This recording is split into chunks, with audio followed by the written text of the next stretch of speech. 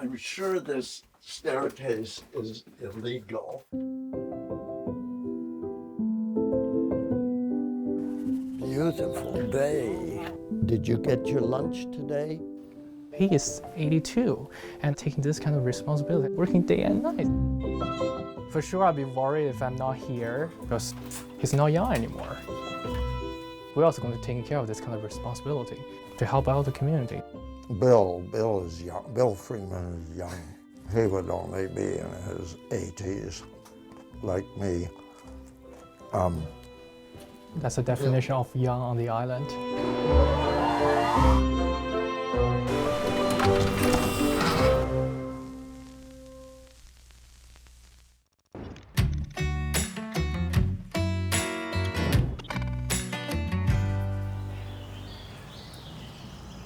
"92-year-old Hank is in." Let me just look in a minute. It's a good day to sleep late.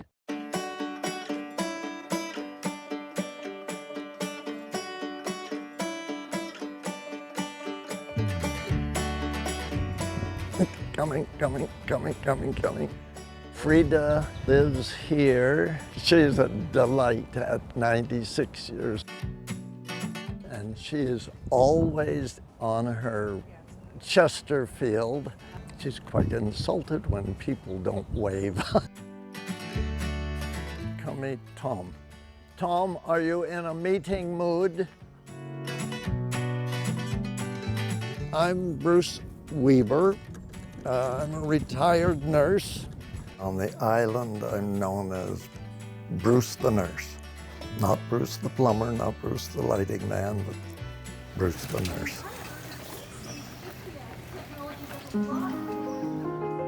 I got into looking in on neighbors. My neighbor was 80 years old. She had never married. I got into mowing her lawn, cutting her hedges, eventually got much more than that, supplying food, and I just somehow became enveloped in doing other things. Tom is the oldest person to row across the Atlantic Ocean. I was 68 years old. Yeah, and you're not a year older since. I wouldn't do it now, See, there is wisdom that comes with age. but I'm still rowing. How long have you lived here? Oh, 45 years. We raised our kids here. They live in the big bad city.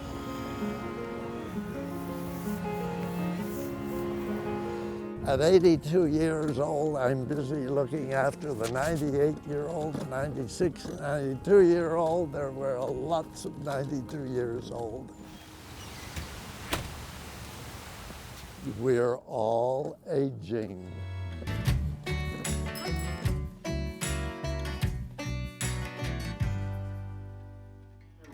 Until the carriage is gone.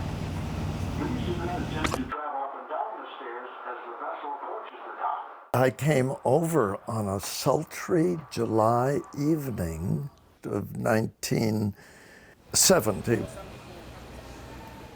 I came to Canada in 2018. For me, it's like, CN Tower, that's all I know, like before I came to Canada. But after I came here, it's just like people told me, there's an island here, do you know that? I said, no, I don't know.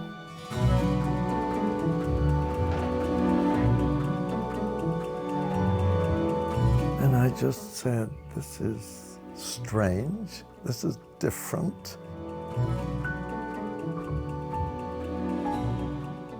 First time visit here, I love it. Just like, wow, such like, feels like a heaven here. Just like, not like a crowd downtown Toronto. And you live with nature. I love nature. I love water. I love green. I was making a little money. I decided it was time to invest in a house. And the price was $2,400. It was a village where neighbors just naturally looked after each other. I was like walking all the way. Oh, there's a bridge. Maybe I should go and check it out. I went up the bridge and Bruce came and asked me, is this your first time visiting the island? I remember happening upon this fellow on the bridge and offering him a map, which I always carry. And he was asking, oh, would you like to come to join us for supper or just like have a tea or something? I was like, sure, why not? I said, here, take my bike and go to the end of the island and dinner will be ready when you come back. And Austin was a wonderful photographer.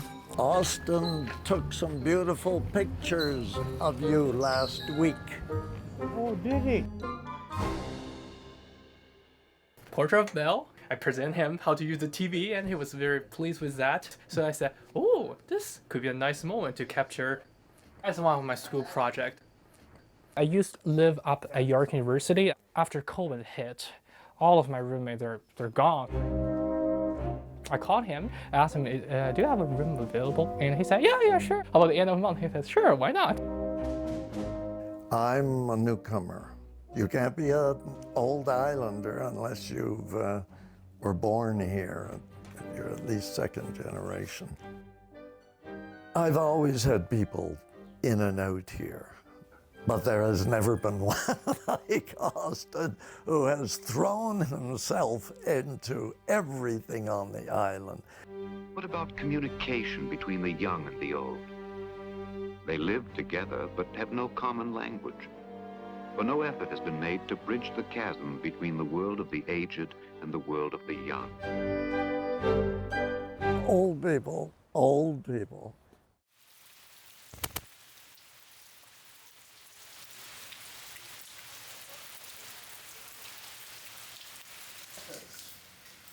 People in their 80s are leading the efforts to get health care services to other people on the island. I'm just worried that we won't be able to manage to look after ourselves. Old age is sitting on a bench, watching life hurrying by. That could happen, that people get so isolated that they die and no one even knows they died. Old age is memories enclosed in four walls. We were having trouble finding out what people's needs are, and so we felt we really needed to do a real needs assessment to find out really what are the needs if we're going to sort of plan and try and deliver on those services.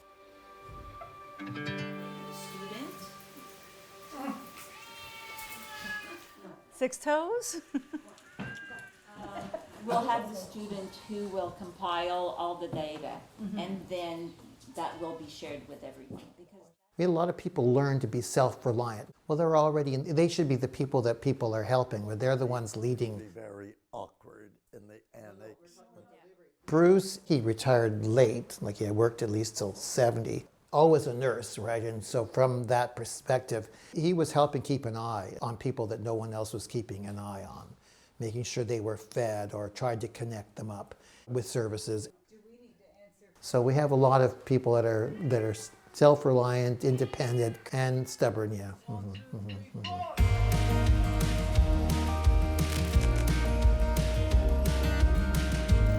To have Austin here always available when I got into snags was incredible. But then throwing himself into everything else. The pandemic or something aged me. Graham is coming. Graham is the pig-headed one who keeps things going, just keeps things going.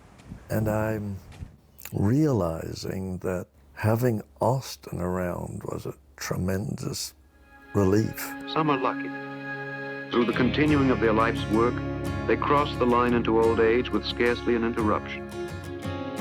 I think I enjoy the feeling of helping people, which is I don't think a lot of young people would take interest in there. Okay. It's good to have one of these young guys around who knows how to do things. My father taught me 80 years ago, lots of overlapping when you're mowing. I would say you become valuable because you're serving the community. Islanders came to love the place. They liked it because there weren't buses and taxis and motor cars. Islanders came stubborn to the island, knowing that they had to face the climate. There is an unusual, stubborn independentness to so many of the islanders.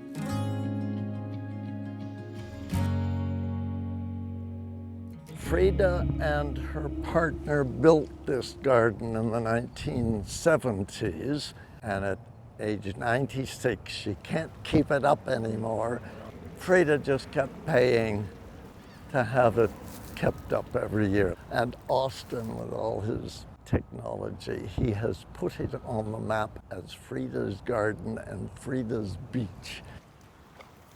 The public don't seem to be aware that it might be a private garden. So the use of the lot, which I don't mind at all. I love it on the island. Been here since 1953, or whatever year the coronation was. It feels like you're visiting grandparents. They're happy to see you. They're happy just to see you. We'll put one of your dinners in the microwave. Okay, thank you. Great. He used to be a nurse. I think this is part of his personality. I'm just worried. What's the island life looks like after him? I can't imagine that. So I'm worried about one day he might just collapse and cannot do taking care of people at 90s. I'm not sure who's going to take over.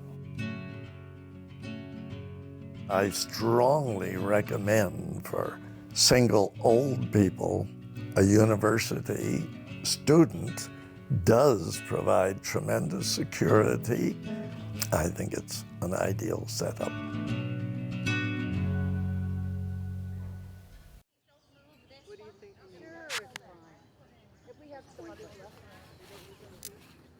The island has a fixed number of houses.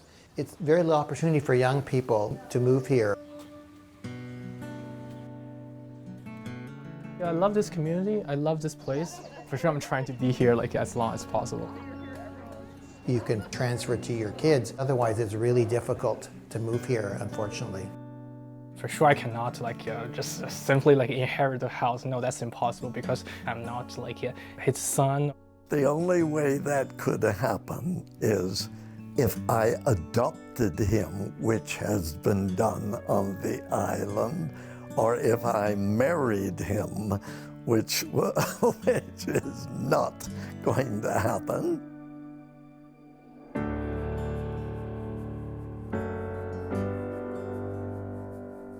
I don't know. I think he's got another couple of years to finish his courses, and that makes me happy. I could always get other students here, but then every student isn't Austin.